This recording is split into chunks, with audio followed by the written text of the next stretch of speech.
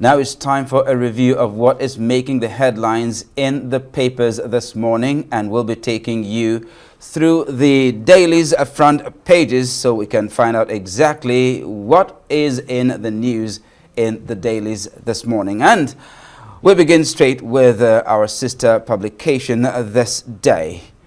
At the top of the front page, we have the story: Tinubu hails corporate Nigeria, other stakeholders over 100 trillion naira milestone in the capital market.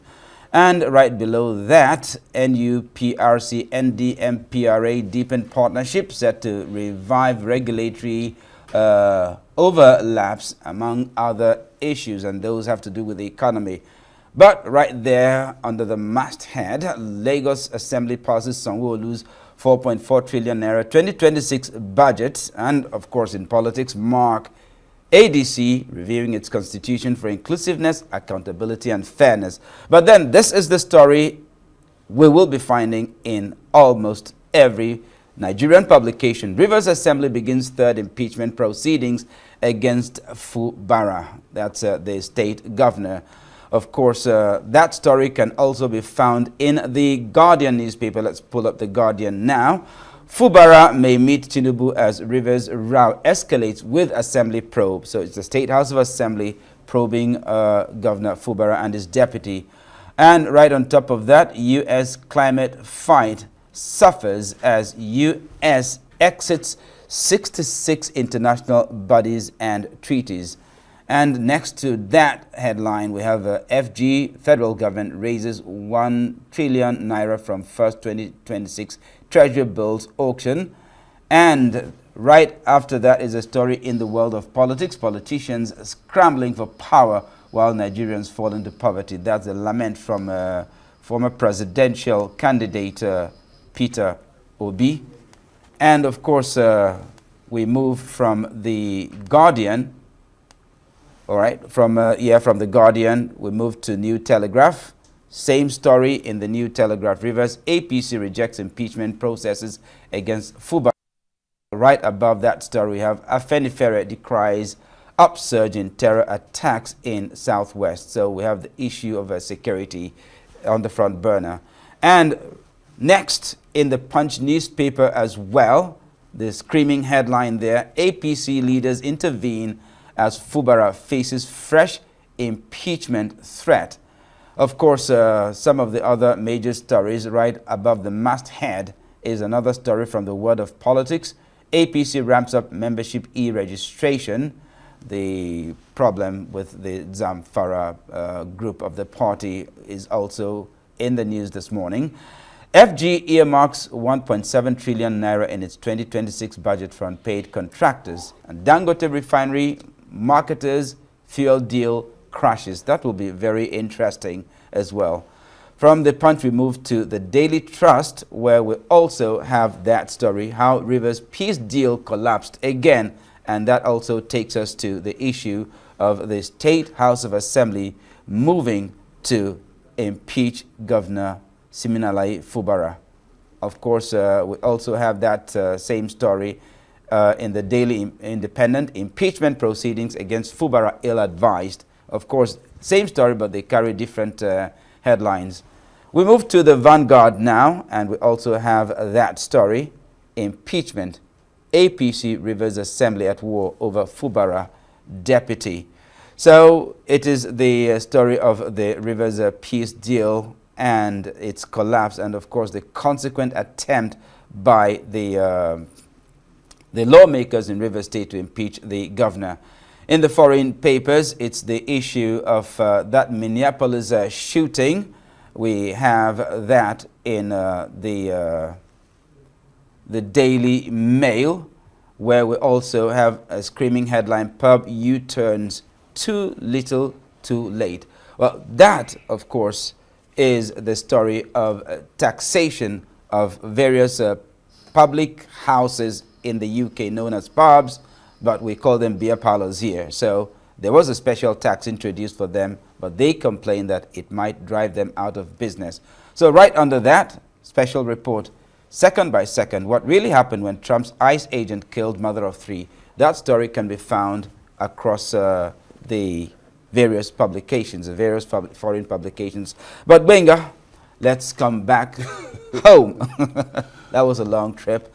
So, Rivers State is always full of drama, especially when it comes to the run-up to elections. It is one drama after another. First of all, it was a seeming war of words between the Minister of the Federal Capital Territory and the National Secretary of the People's Democratic Party, happening during Wike's tour of local government areas in Rivers State. And towards the tail end of that tour, we now have another drama brewing again. The State House of Assembly members desiring, attempting, scheming, and actually making efforts to remove the governor. You know, to impeach is one thing, to remove is a different matter altogether. But I guess in the Nigerian political parlance, it's one and the same. The drama in Rivers State, will it ever end? Well, as you've seen, we've seen an outplay of the battle for the soul of Rivers State. For you to understand this, it's important we review the timeline that culminated into what we saw yesterday. That's the third impeachment within a year. Now, let's look at this. Immediately after Governor Fubara was sworn in 2023, we saw some back and forth between the conflicting forces within the state, the back and forth, and that was about the political structure. We saw some elements in the House of Assembly, I beg your pardon, alleging that Governor Fubara had broken the agreement against the existing political structure of the state. And remember, in October 29, 2023, we saw the assembly complex being attacked by unidentified persons. And then they blamed the governor for it. Yes. And afterwards, we saw that continued litigation and all that, that culminated into that famous February 28, 2005 Supreme Court judgment that ordered that declared the local government election invalid and also called for the recognition of the Martin Amewole faction.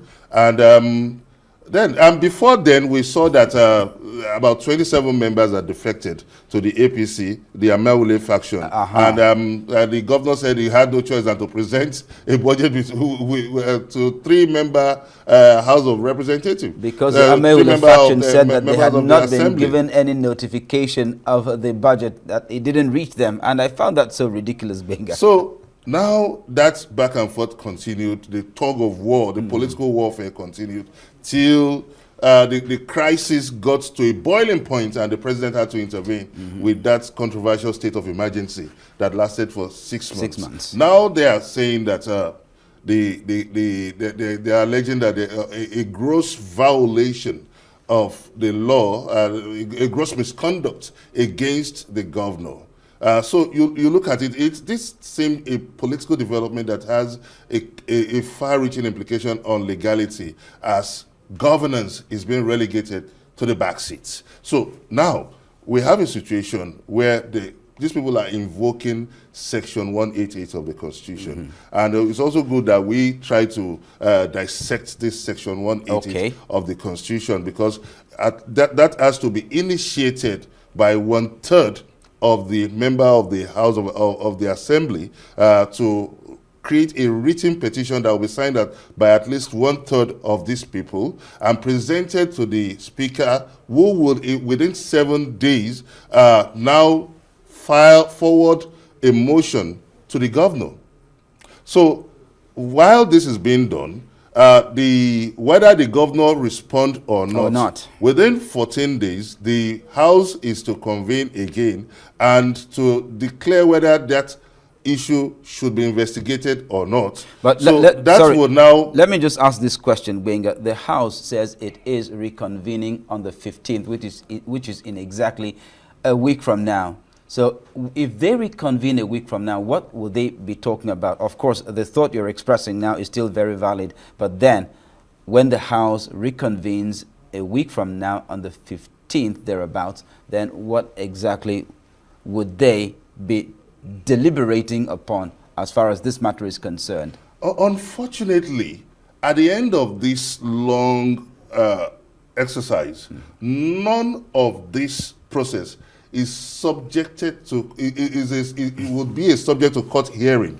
The court does not have The jurisdiction over this process. So, but what the law says is that within 14 days, that this, they will now decide whether this has to be investigated or not. And after which, the speaker forwards this petition to the chief judge of the state. This is the interesting turnaround in the whole thing. And so the judiciary will be involved. Yes, after all, the chief judge will be setting up a 7-man panel that is, according to the law, deemed by the chief judge as people of unquestionable character. 7-man panel that will now determine. And the governor also has a right to either defend himself directly or to be represented by a council, which will take, this process will take about 3 months.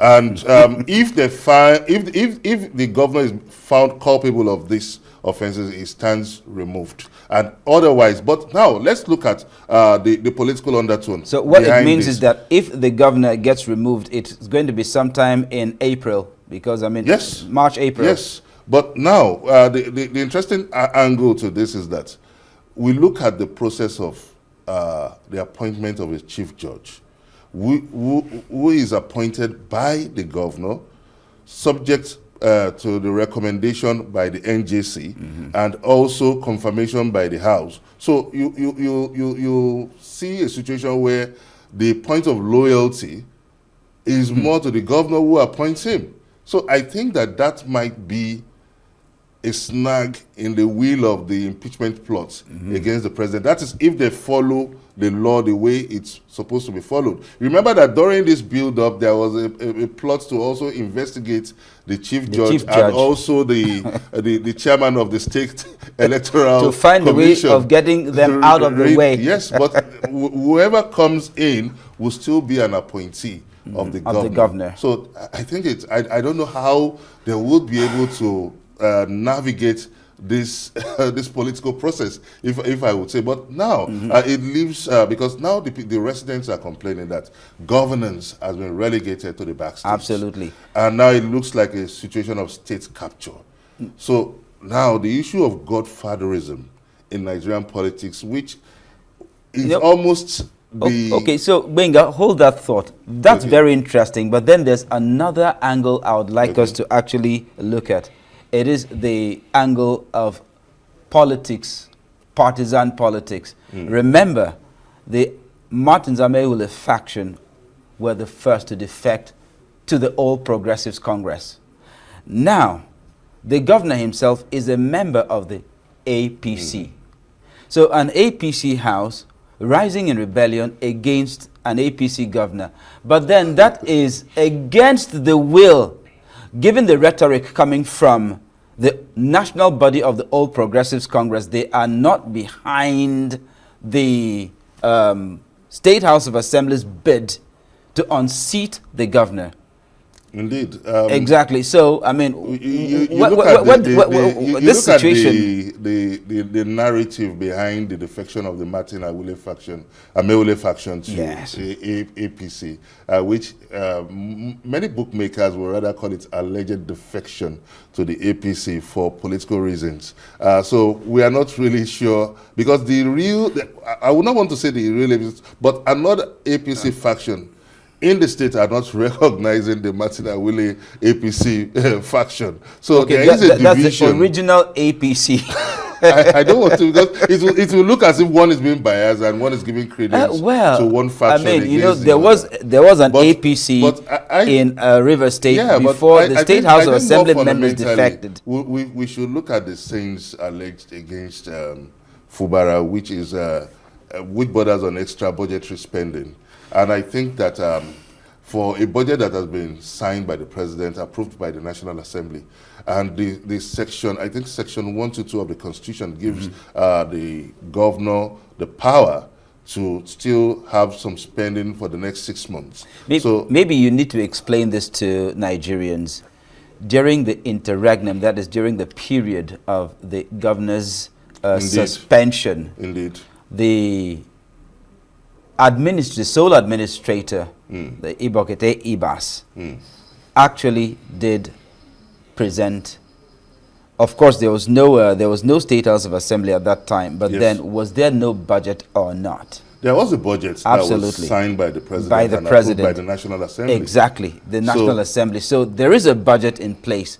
So if there is a budget already in place, then is it that there are specifics as to what the governor is spending on that were not captured in the budget? Is that what these lawmakers are saying? So the argument looks a bit lame to me in my understanding, and it looks more like a political warfare is brewing, is really raging, and the storm is at its very height in the States. And this is a battle of political survival, because some people have said that, some people close to the camp of former Governor Wiki, the Minister of the FCT, have said that the survival of Fubara would mean the total collapse of the political control of former Governor Wiki in the States. So now that brings us back to the issue of godfatherism. I asked you to hold that thought. So I think we should explore that at this point. Indeed. Now, I think we need to review our leadership recruitment process. Now, I'm trying to streamline this away from politics, because our election process indeed in general now is very expensive. I hope you'll say that's a slip of tongue. Anyway, go on. Okay. But I'm sure our viewers will pardon me for that. But when you look at it, the question is, could Fubara on his own popularity before 2023 election, could he have been successfully been elected as governor? So you see, there is a political structure that has been part of the nation's political culture. That's I think we are now paying that huge price of going that route in the governance of the state. So now there is a conflict between the political reality and the task of governance. So now the person comes in, elected as a governor, he had forgotten he signed an agreement, either signed or had an unspoken agreement that recognizes the political structure of the state. Someone funds the political structure. So there are expectations in return. So is it a case of he who pays the piper calls the tune? Yeah. So where does that leave the actual act of governance? So that means that there is a need to review Nigeria's electoral law. You can see that the National Assembly is making room for individual candidacy to be part of this. So that would expand the political space, because as we could see now, we have a highly shrunk political space, democratic space. It's highly exclusive. It's who have the war chest.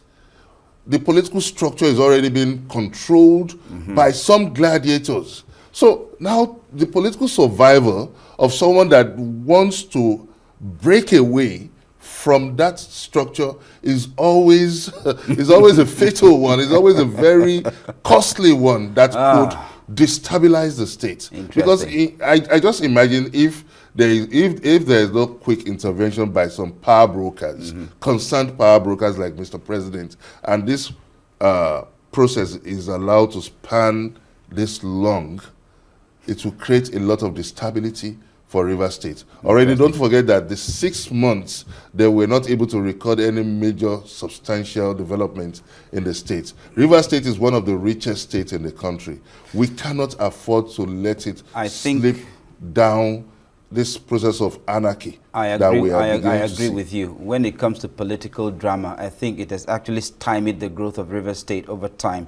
Now, going up quickly, let's take a look at some foreign stories here before we end the segment. Well, on top of the Vanguard, the left-hand corner, right on top of the masthead, we have U.S. Senate rebukes Trump over Venezuela. The drama in the United States over Venezuela does not seem to be ending. And of course, the issue of the ICE agent shooting an unarmed woman in her car is also dominating the headlines in the foreign papers today. I think I would like to take it from the Russia's president's angle, Vladimir Putin, who says that that Russia will not cow to a Trump that cannot even control his Congress. And we can see Trump throwing the pawns across the chessboard. And for Venezuela, it's an overlapping territorial interest. We know that Venezuela has the largest oil reserve in the world that even exceeds that of Saudi Arabia. So when Trump made that tacit statement of America first, we're beginning to see the run of play of what he meant by America first, because this is a country that is seriously indebted, $36 trillion. And you know, he rode on to power. One of the baits that he rode to power with was the promise America of an economic reform. Yeah, so he is desperate to look for, but albeit he's doing it in a very surreptitious manner that undermines the sovereignty of states. Now, unfortunately for him, even the acting president, he's not towing his lane in terms of his demand to control Venezuela's But you know, he has oil. actually threatened acting President Rodriguez that she might actually face the same consequences as Maduro. Maybe not exactly, but he has actually made that threat. Yeah, but the underlying factor now is that the political reality might now give birth to some compulsory realignment against the U.S., in which the U.S. might be losing face against Russia, against NATO, against some other very powerful European nations. And I think that would be too expensive a line to toe. Because when you look at before the Cold War, then the U.S. has maintained some isolation policy that it was able to concentrate on its development and its image about the most powerful country in the world then. So now to stretch itself beyond limits in competing with many of these forces, that might be counter to America's interests. Well, Trump and his policies, international gunboat diplomacy and all that, and of course back home here in Nigeria, the drama in the Rivers State House of Assembly and the intended impeachment of the governor. These are the issues that will be discussed from within the papers today. Indeed. All right, Very exciting. Interesting.